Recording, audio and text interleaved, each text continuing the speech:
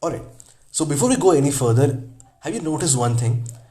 Right after Eren sort of like ate Warhammer Titan, which means the Laura Tiber, he started wearing man buns, just like Laura Tiber.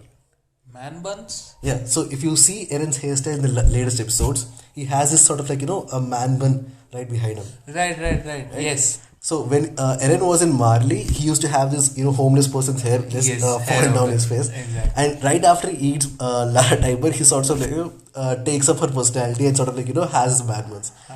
I don't know how much of it is it true, but I just saw it on the internet. I felt like, it makes sense, right?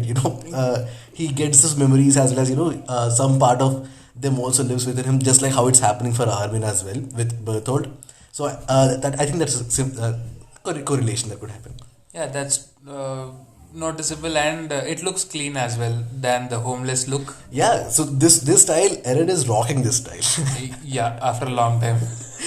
Awesome. Hey, welcome back to the Four Walls Anime Podcast. Here's the second episode of Attack on Titan review, or basically our thoughts on Attack on Titan. And since the final episode, which is episode 16 of the part 1 ended, we could not basically wait to know what happens next because the entire episode ended on a cliffhanger. So we went ahead and started reading the manga, which a lot of people recommended that we start off by reading the manga. But I think this is as good as time as ever because a lot of people have taken the initiative to start of the manga right after the cliffhanger because the cliffhanger was way too big, and also since the entire season is sort of like coming to an end, we are more prone to spoilers on the internet than ever before, right? So we have to be updated. It's like a mandatory rule that has become. So this in this episode we're just going to discuss the chapter 117. Initially we thought of having 117 and 118, but 117 itself is eventful enough that we can fill an entire episode of just discussing what happens in 117. All right. So quickly starting off, the chapter starts off with Armin and others just in under the basement. They're just still trapped inside while the attack has started on the outside with Eren primarily and kind of like Galliard also coming in. So we in the last episode in the cliffhanger we see Galliard just chomping away Eren's legs. So Eren has no legs. Then he transforms into a Titan, and then magically he gets his legs back, and that's where basically the episode ends, right? So from there the manga continues. Right. So, as we speak about how the events is turning upon on the terrace of the building and below. We've seen Riener and the whole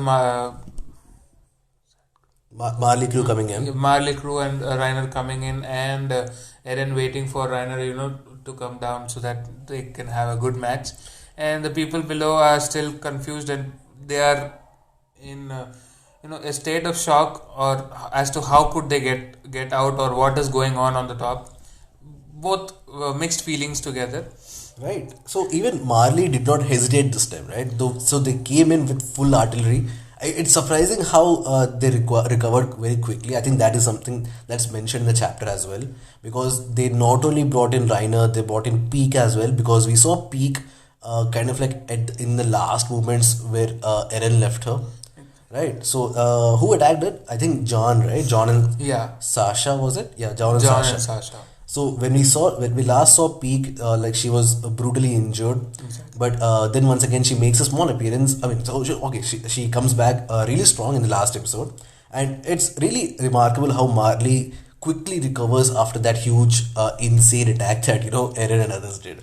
Yeah, we understand it is easy for a Titan to recover, and so did Peak, but for an entire fleet of Yeah. army of Marley to recover with all the required artillery, it is actually a fantastic thing and unimaginable stuff. Yeah, even for Peak as well. Remember how Magat and Gabby were talking about Peak recovering? Gabby was basically asking when Peak was, in that brutal stage, why is she not recovering quick enough? Right? So he sort of mentions that, the guard titan is not something that recovers very quick. It's Yeah. just sort of like, a transportation titan. But Exactly. even then, they sort of like, got the shit together and they came to Marley. And even Marley sort of like brings a huge fleet of these aircraft, Airships, yeah, yes. airships, right? and they start dropping people. They start dropping a huge cannon, which is shown that Peak later on uses in the chapter. So like Marley, they spared no expense. Looks like they really went all in, right? So because the things, I mean, it was sort of like mandatory for Marley to do that Yeah, because they had to go all out to control the founding titan. because at that point in time, with the damage Eren and the entire crew did, they had to showcase the world that Marley army is strong and they can actually punch back. Yeah. And then when we see when the army is dropping all over the place, there is a short clip where Peak asks Porco to chop off her hand so that she can turn into a titan and as well save Gabby from being hurt or turning into dust, as Eren mentions in the last episode. So then there is a slight deflection by Porco. He tries to distract Eren by giving a punch. In the meantime, to save Gabby, so once Peak transforms into a card titan, she takes Gabby in her mouth and just flees away so that she can save that little girl. Yeah, that was a really good thinking by Peak right on the moment, right? Like just to kind of cut off her hand, run away, and while Porco is, while Galliard is sort of keeping Eren busy, she sort of quickly transforms and captures takes Gabby in her mouth and she just flees away. Like she doesn't even try to fight because safety of Gabby is really important. Like it's even surprising to see Gabby is still alive at this point in time. Like she has been in a foreign territory for how many 15-16 episodes now. Oh no, sorry, not 15-16 episodes, but a really good amount of time. The fact that she came in contact with Eren, she came in contact with the alien army, and a lot of even she came in contact with Sasha's family. Yeah, Sasha's family as well. It's surprising how Gabby and I do understand why Gabby is still alive because most of the hits were taken by Falco. Exactly. So we have to be surprised how Falco is still alive. Exactly. That's the main question. Like Falco has this huge, insane, mental disturbance, because he's been hit on the head quite a lot. Here, as we speak, Gabby has taken a lot of mental disturbance, but Falco has taken both mental and physical, and that too for Gabby, not for himself. Like Falco knew what was happening. He sort of had a brief understanding, and he was trying to explain it, but Gabby was nowhere, considerate enough to just listen to what he's saying. All right, coming back to the chapter, and then we see sort of Yelena asking Eren to just come back and we have to protect you because as a rational person, Yelena, I think she understands, right? Because Eren on his own against Riener, Galliard, Card Titan, and the entire Marlian army is no match. Exactly. Right. So they have Armin, but Armin is trapped inside. And along with that, not just Armin, the complete warriors of Paradise Island are trapped inside because they cannot even use their 3D maneuver gear to fight others. Yeah, and I don't think they would even try to fight because they are all against Eagrist because they were fed the wine.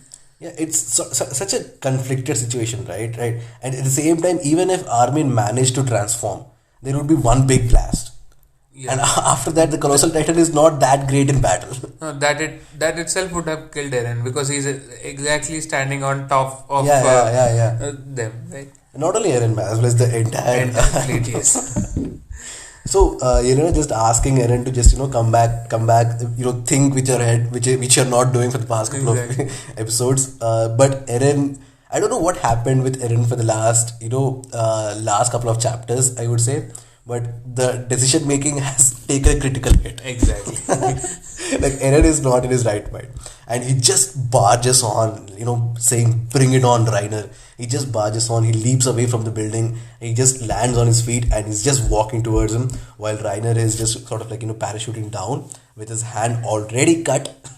And you can sort of see Riener in this huge grave despair on his face. Like, Finally, I have to again transform and go for a fight. not this When will again. this end? Against this man again. Not again. So he transforms into Titan in midair, and then that's when Eren comes up with a dialogue that maybe it is your stupid doing that Marley has come here. Only you could get the Marin army to do something this stupid. Like, and that is true. It's good that Eren figured this out, right? At least there's one brain cell inside Eren's head working still. And then there's a fantastic, reveal of Reiner from the transformation. He has ultimately a different kind of a body, which looks strong, of course, and has a lot of bones, hardening stuff, and everywhere. But hilarious point is when he just comes in, he's hit by Eren, and his face just disfigures. His jaw is completely worn out already in the first punch.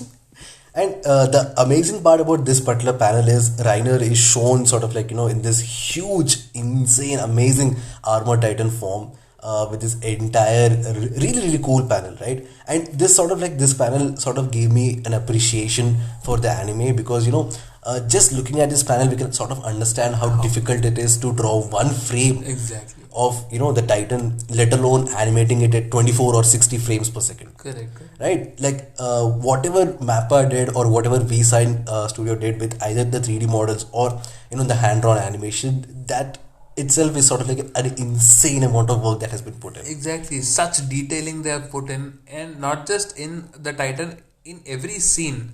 The detailing which has been put in, that's marvelous. A lot of people pointed out how detailed the eyes are in this particular season. Like Mappa, I don't know how Mappa did it, but they still went all in. Like there are a couple of places where we can sort of understand that they did something that did not work, but there are certain places where the animation really stands out, right? And anybody, if you're an anime only person and if you're coming to manga, I think you'll have a new appreciation for the art form itself because the manga itself is so detailed. It's because manga has only frames to convey the story, right? And it has to showcase not only emotion but the velocity, the ferociousness. Right. It's very difficult to showcase action in manga, but this chapter does it really, really well.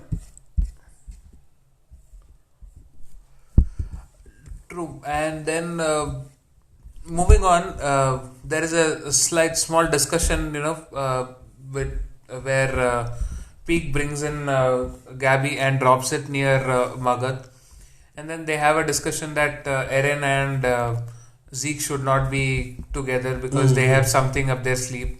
So Peak quickly, comes to a point. Maybe she has almost figured it out. She says that. There is something that they are planning, and then that's when Gabby says that she's heard something when she was on the warship, when she was captured after killing Sasha. So the dialogues they were talking about that they had both the founding Titan and the royal blood. Yeah. So maybe that's something to do with Zeke, and Zeke's appearance is still not shown till now. We don't know what happened to Zeke.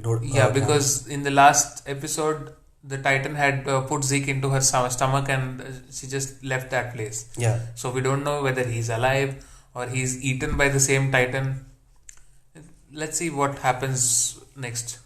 And in the scene, Peak is also portrayed very smartly because not only in this scene but past couple of episodes as well. Exactly. Right. She sort of quickly identifies what the situation is. She comes to quick conclusions, and most of her conclusions are right. And she sort of like really pins down what the exact problem statement is. Right? Exactly. In just a small panel of conversation, she quickly figures out Eren and Zeke should not meet. That's the conclusion she arrives, and that's marvelous actually. You could say beauty with brains, but when she turns into a Titan, I don't think that works. And then we have this huge, insane, beautiful panel of Eren just smashing Reiner's face in. The entire armor on Reiner's face just crumbles with just one or two punches.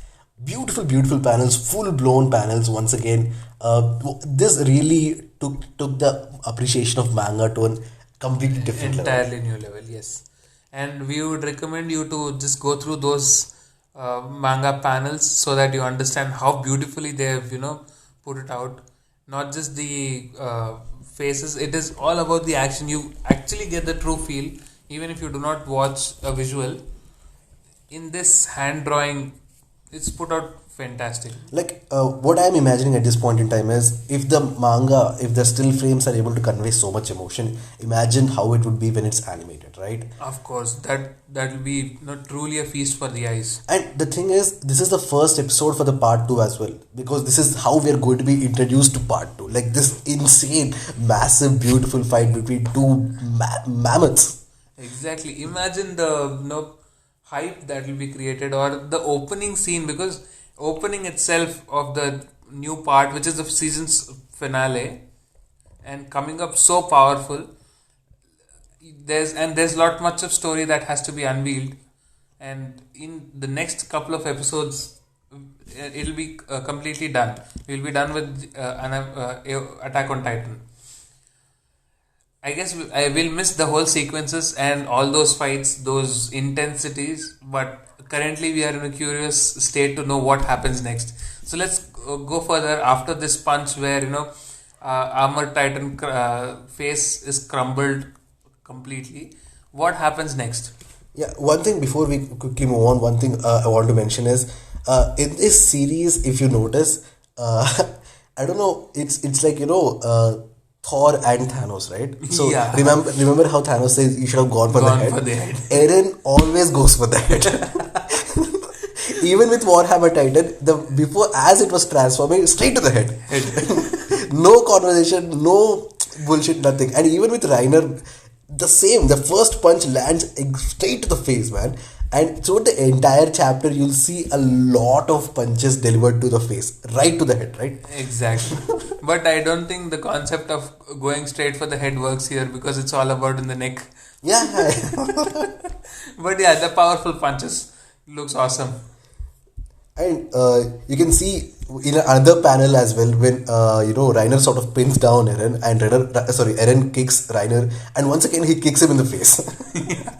Not just punches, kicks, everything on the face. So Reiner has a huge beating taken care of on the face for this particular chapter. I guess that is why when we learn boxing, they are asked to cover your face. And in the next panel, where it's sort of like, as soon as Eren sort of knocks Reiner down, we can see Galliard just sort of like, pouncing on him. Like, this is the chance. Like, there's a blind spot. And as soon as he does that, Eren activates the Warhammer Titan. Like, it is so cool to see the visual of it, because, we haven't seen much of Warhammer Titan after Laura Tiber. Like, this is the first time we are seeing Eren use it. And it's impressive how quickly he learned. And even Laura Tiber's only one episode, that's what we've got to Yeah. see. That's only one episode where we've seen that actually a Warhammer Titan exists and how it functions. And then this is the second time that we are looking at it, and it is beautifully portrayed. Here, Galliard has taken the chance, to hit Eren from the back because it was a blind spot. Yet, Eren manages to, pin him down with his Warhammer. And as soon as sort of like, even when Eren sort of like projects the spikes out to sort of like, what do you call it? Yeah, defend himself and defend pierce it into their bodies. It's both a defense as well as an offense. An offense, yes. Yeah, so as he does that, Galliard sort of like, breaks away the spikes, because he's a jaw titan. And has immense claws also, so Yeah. his claws. And once again, Eren sort of like, falls in this cornered state, wherein, he's held by Reiner in the face once again, and the jaw titan is right behind him, sort of like, ready to take a bite. And once again, we have the Warhammer Titan in full effect.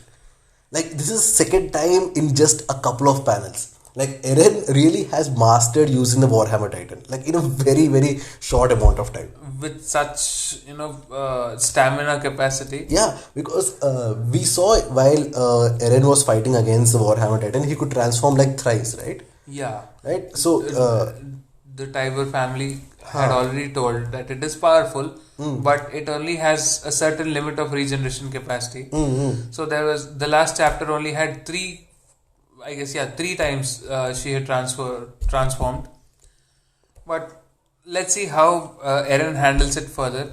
Yeah, because Eren, on the other hand, while he was fighting the Warhammer Titan, I think he transformed like 2 or 3 times. Yeah. And Laura Tiber also, for the second time, she was almost out, right? And the third time, by the time she got up to sort of like hit, and that was when Eren sort of like, pulled the plug.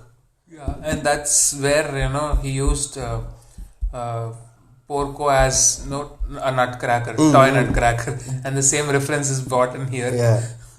And once again, this in midst of all this, the Peak was slowly gearing up for the battle. And remember, at the start of the chapter, we see, as Marley is dropping all the soldiers, we see a small cannon dropped.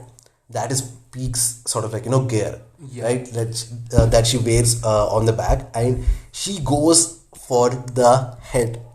And Eren's head is smashed with a spear, with a cannon, directly hit on his head, and he's down. Headshot, boom, that's it. The entire chapter has a lot of hits on a lot of hits. This is a chapter of hits, and you can see Peak in its full glory there. Like, load the next shot. Like, I want to end this right now. And you can also see Captain Magath as well. A slight change in behavior as well, because if you remember the attack on Marley, like when the war was declared and when Eren sort of like is punching Laura Tiber to death, Right. when Magath sort of like when Magath and the crew, Marley crew, was sort of like engaging Eren, you see a soldier sort of suggest that let's kill him right now. Right. But Magath is like, no, let's not kill him. That's going to postpone it.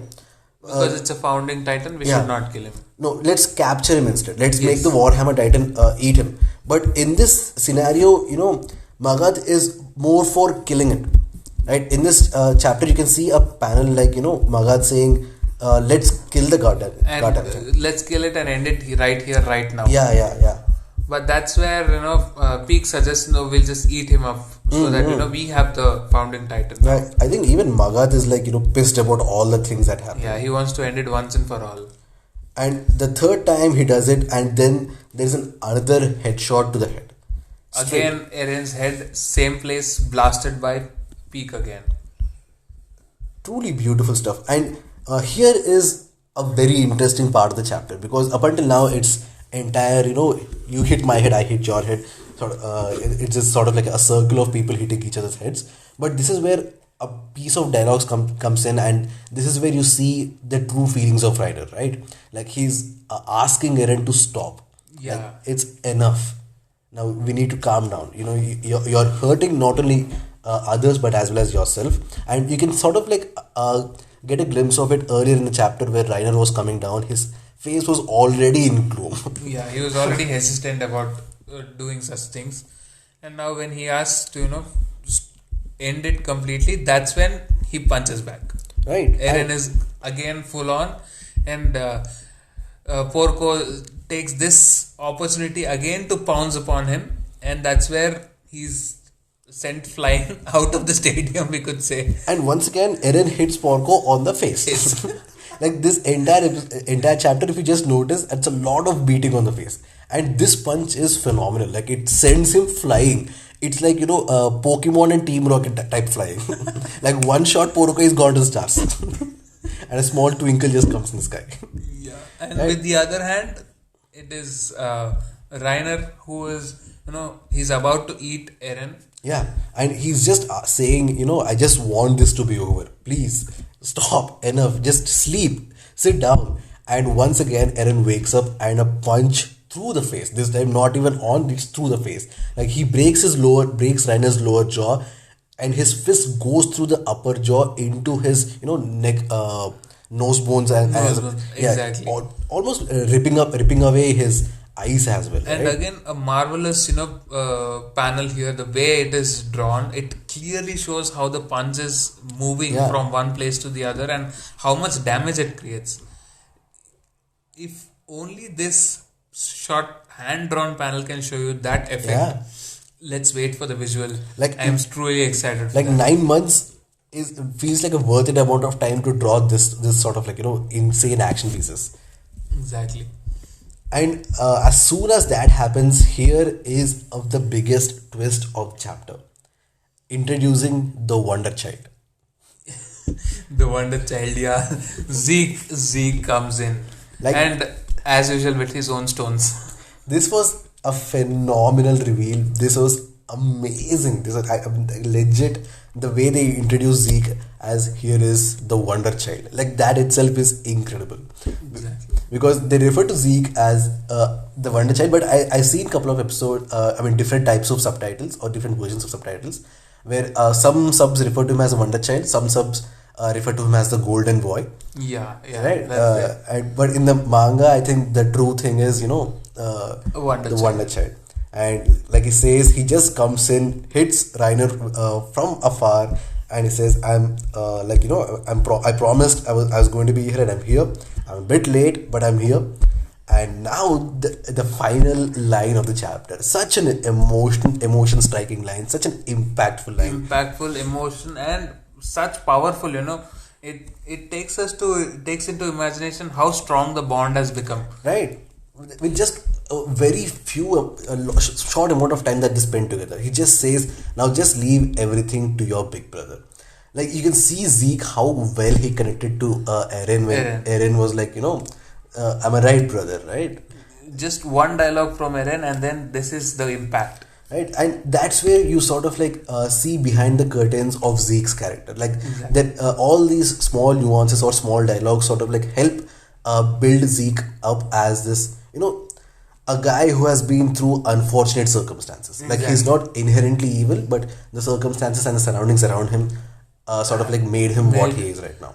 He not even made him evil, made him look evil. Yeah, Probably. like his intentions, at least according to him, are still noble. Like he doesn't want people to suffer, right? Exactly. And even with his own family, the amount of care and love as a child which he did not receive was Yeah. he only connected to one person, which is Mr. Xavier, Xavier. and he died early on. Correct. While Because- Zeke was still in his team. Because he was himself Titan, so Yeah. he had to pass it on, and that's where Zeke got his Beast Titan. And now Zeke in his final year, not even years, like final year of his term as a Beast Titan, sort of like when Eren says this, I think that sort of like had a really strong emotional connect with him, and that sort of like showcases it.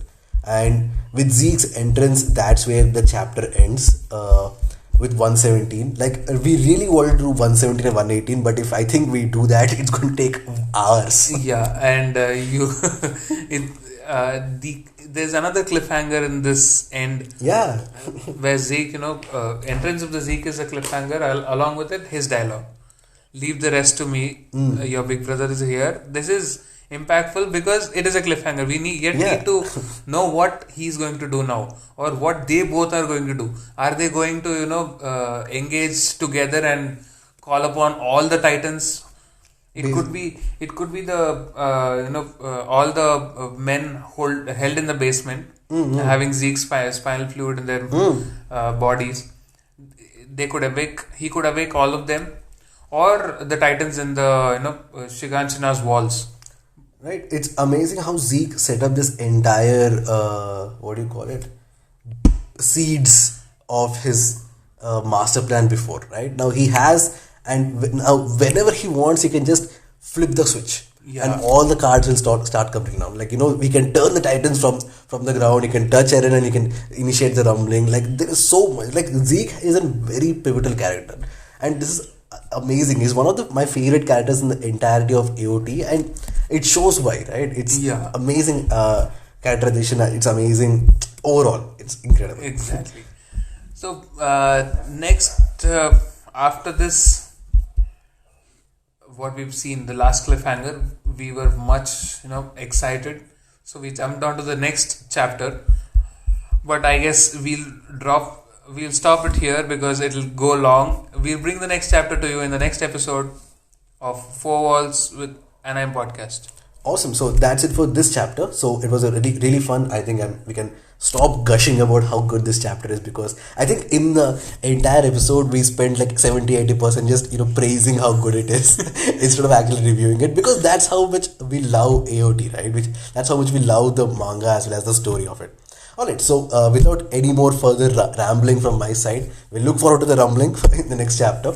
So thank you so much for listening. We're also on Spotify as well. So it depends where you're listening. So if you're on Spotify, you can just check out us on YouTube. If you're on YouTube, you can go to Spotify. The links will be in the description. You can search for Four Walls Anime on either platforms. We're coming soon to Google Podcast and other podcasts as well. So thank you so much for listening. I hope you had fun. If you have any suggestions, please do leave them in the comment section below. And thank you so much.